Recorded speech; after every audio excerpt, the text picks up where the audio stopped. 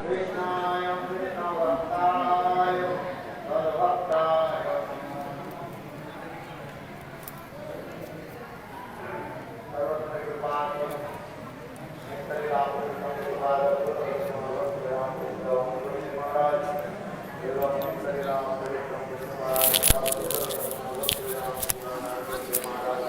of all, may we send Srila Narayana Gosvami Maharaj, Srila Narayana Gosvami Maharaj to the lotus feet from Vedantavad Pranams Unlimited.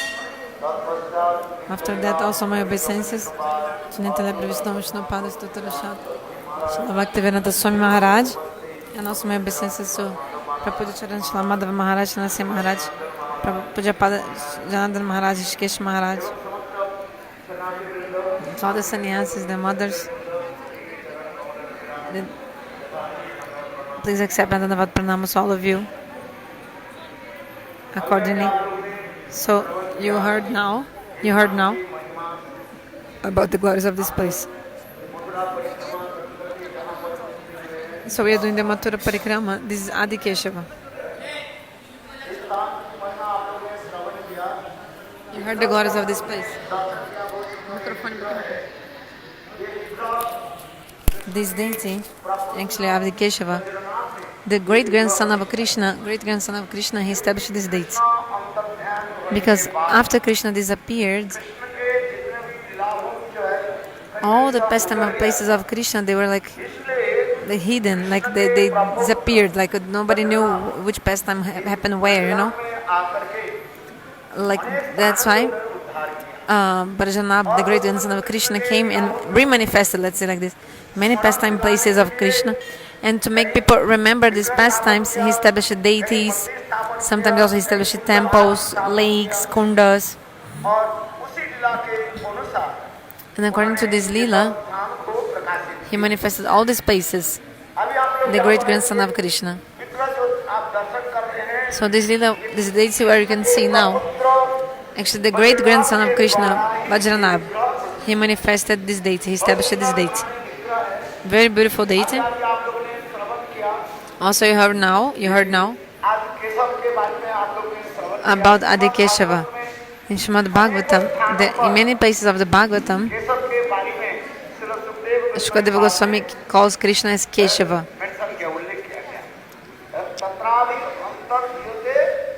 Keshava.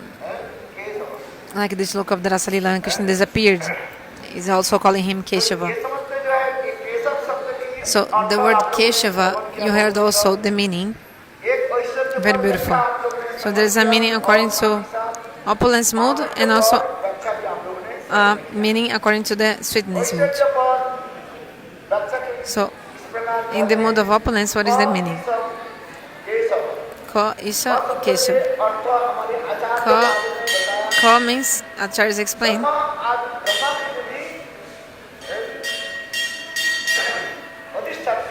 he is the presiding deity of Brahma. Brahma worships him.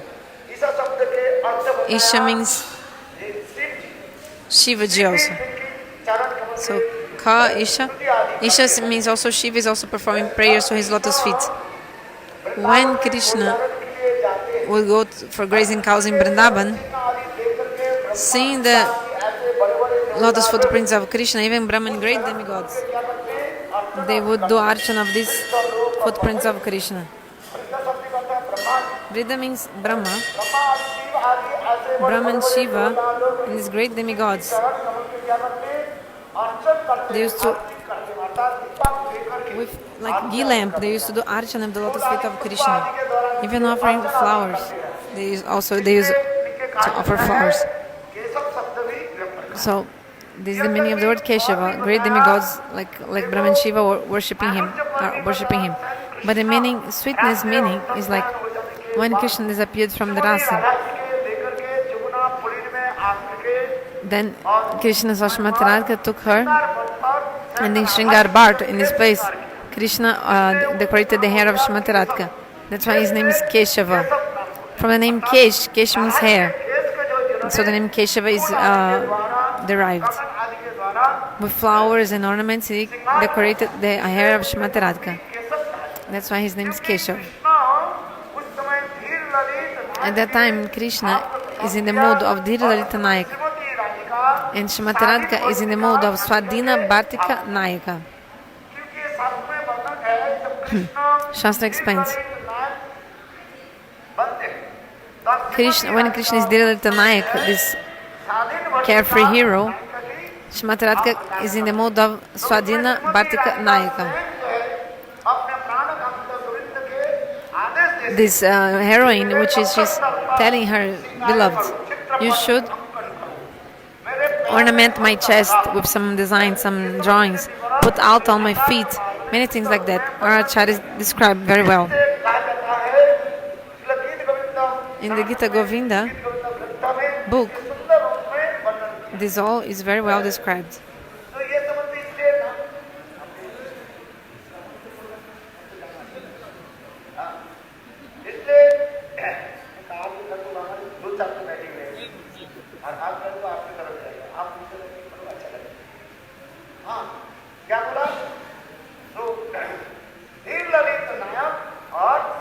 So dhira-lalita-nayaka and svadhina-bhartrika-nayaka have a special bhav. So that's why the name is Keshava. In Brajamandala, actually there's no place in Braja where Krishna has not manifested the dhira-lalita-nayaka form, and where Srimati Radhika hasn't manifested svadhina-bhartrika-nayaka mood. Especially in Javert and all these places. We will hear about all this. Especially also you heard, this place is so rare because our Chaitanya Mahaprabhu, he came here and he was dancing, raising his arms and jumping. Seeing this place, Chaitanya Mahaprabhu, he was dancing and singing here. Why? Because he was remembering all the pastimes of Vrindavan. All these moods were manifesting in his heart.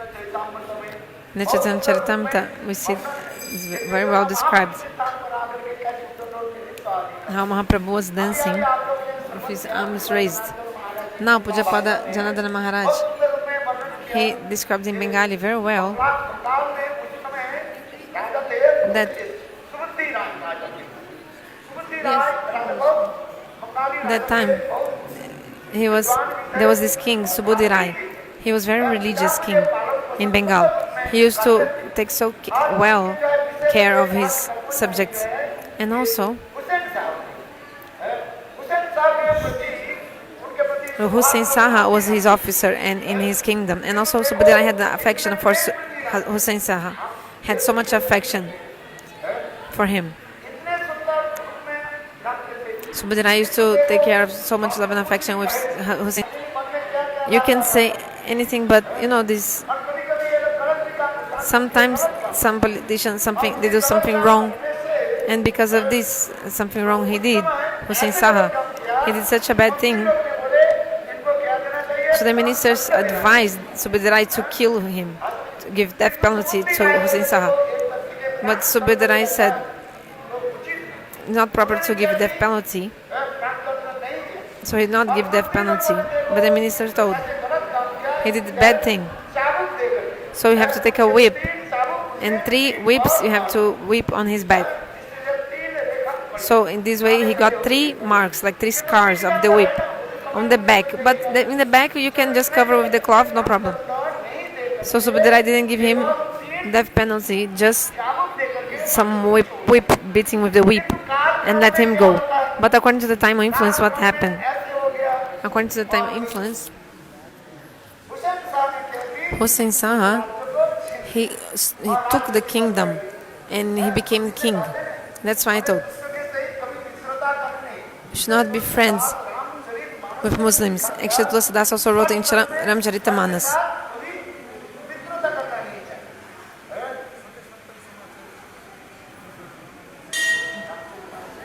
There is one verse.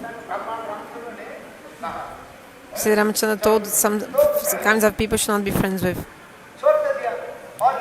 So he was cheated by him, and then Subuddhi,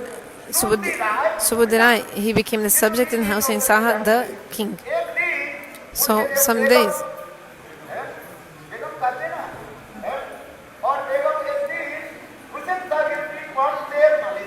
so one person was putting this oil and massaging massaging the back of Hussain Saha, and he saw these 3 lines on his back.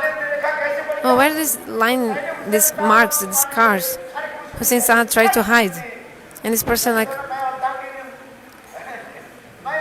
his wife, the wife saw, and the wife said, "What is this? What is this mark? These scars?" She was insisting again and again. The wife insisted, and what is these scars in your back? Then the Hussain Saha told his wife, "Look, I did some mistake, and I was actually qualified to have the death penalty. But Subuddhi didn't kill me, and he just gave me 3 whips on my back and let me go." My wife told, "You have to take revenge. You have to take revenge." Like the snake. The snakes also want to take revenge. Otherwise, I'll drink poison and I'll kill myself. So Hussain Saha, what did he do? Okay, they decided, let's change his caste, jati. That time there was so much consideration about caste and race. Nowadays they don't have this. I love you, and you can marry with any person in any case. This consideration is not there so much. But before it was so much strong.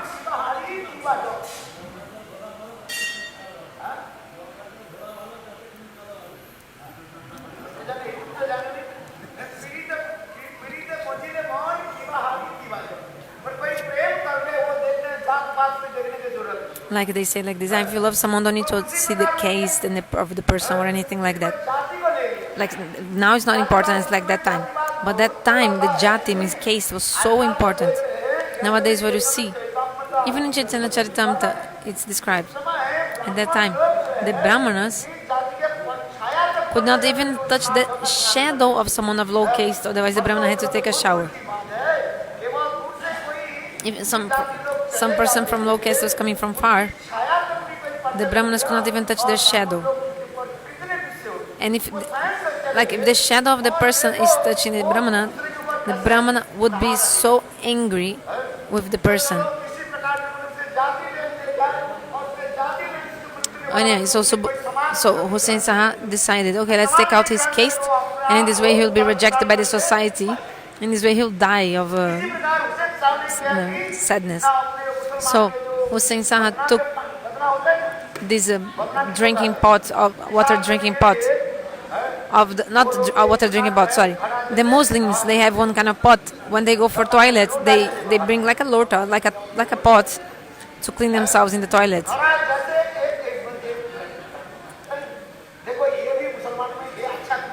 So this is one good quality of the Muslims actually. After peeing, you have to wash your parts. What did I say?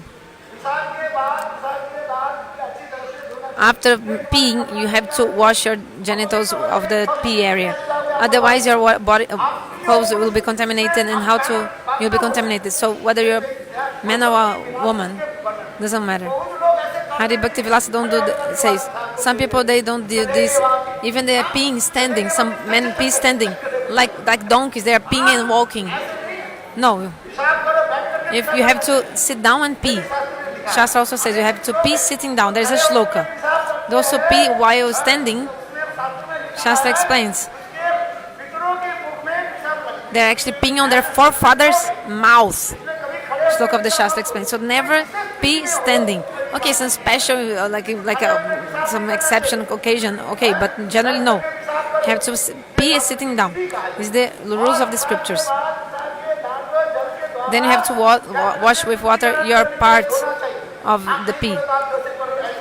If I don't say, you're not doing this, and then you enter in the mandir, in the temple, in an impure state, with an impure cloth, God will beat you and kick you out. So that's why you have to be pure, okay? Pure. This is true. So this water for washing, so they gave the Subuddhi the water of this water from the Muslims' toilet pot. You know, the water they use for the toilet in one pot. So they gave this water for Subuddhi to drink. So from this, his jati, his caste changed. And everybody started rejecting him. Then Subuddhi was like, oh, what will happen to me? He went to many panditas, like some people from Kashi, intelligent, to ask for some advice. They told, oh, heat the ghee, drink like boiling ghee. In this way, your body will be pure.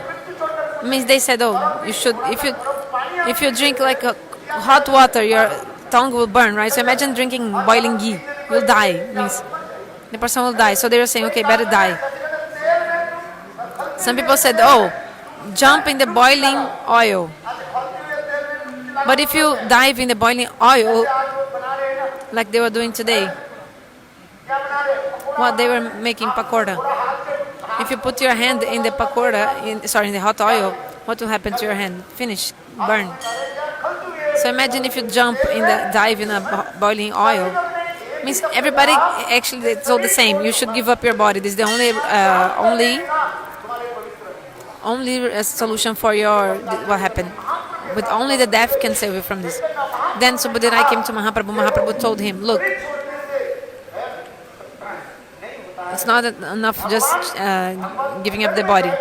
You have to, actually, to be pure, you have to do bhajan. Mahaprabhu told, only by the holy names of Bhagavan, you can be purified. Ajamil gave to his son the name Haku, Baku, Chaku, knife, or crazy names. No, he gave Narayana. And in this way, Ajamil, he gave to his son the name Narayana. And from this, he attained Vaikuntha. Mahaprabhu told, in Kali Yuga, you can be pure by Harinam, chant holy names.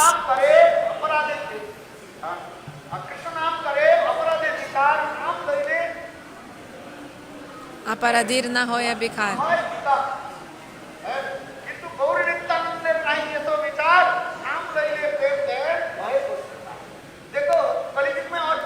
In Kali Yuga, no need to do anything. You have to chant the names of Mahaprabhu. Chant the Gaura mantra. Then you chant the Krishna mantra after. What is the meaning? You have to come to the feet of Gaura Sundar. Then after that, you come to the feet of Mahaprabhu. So Mahaprabhu told him, you have to chant the names of Krishna and do bhajan. Mahaprabhu also told him, don't go to Vrindavan, but stay near Vrindavan in Mathura. Stay in Mathura and to do two things you should do. Mahaprabhu gave instruction to him.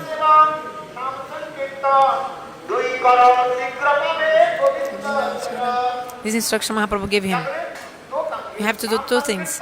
Chant holy names and serve the Vaishnavas. If you don't serve the Vaishnavas, never, ever, holy names will come in your tongue. Real holy names. That's why Mahaprabhu told, come here in this place here. Mahaprabhu told, stay here and chant holy names and serve the Vaishnavas. So Mahaprabhu has so much honor for the Bengali devotees, so much.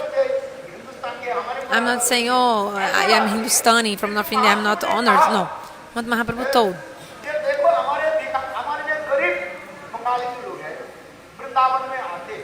The poor people from Bengal, they come to Vrindavan.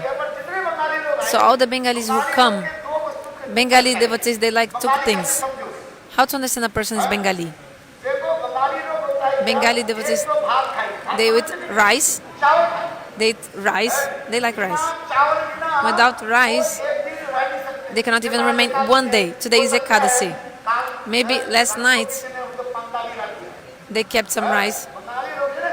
Because the Bengali cannot live without rice, Bengalis. They always need some rice. So how to recognize a Bengali person? They will eat rice. Second, if they don't put oil in their heads, they cannot even take a bath without oil in their heads. Gurudeva also used to say, one time Gurudeva told, he said, in the previous life I was Bengali, he told, Parang Gurudev Srila Narayana Gosvami Maharaj. So, because Gurudev used to eat like rice. Okay, he also used to eat some chapati like too, but also rice. Gurudeva, and also Gurudeva when he used to bathe, Like he used to bathe. He used to bathe at lunchtime always, and before bathing, the Bengalis always put mustard seed oil in the body, in the head. You see, the Srila Maharaj also do. So Gurudeva also used to do. Srila Narayana Gosvami Maharaj. So Bengalis, they want what? Rice and oil to put on the head and massage. Actually, it's written in the Shastras. If you want to live long, you have to put oil in the navel, ears, and your head. This is in Shastras. He knows. Have to put oil in the navel, ears, and head to live a long life. So Mahaprabhu told. So arrange for them rice and oil for the Bengali devotees. So Subuddhi, he didn't have anything.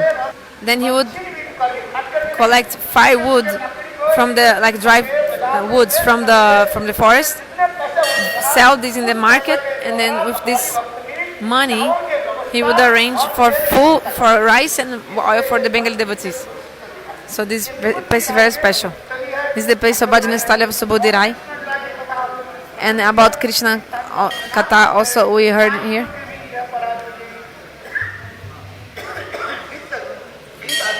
Mahaprabhu came here and he was dancing and singing.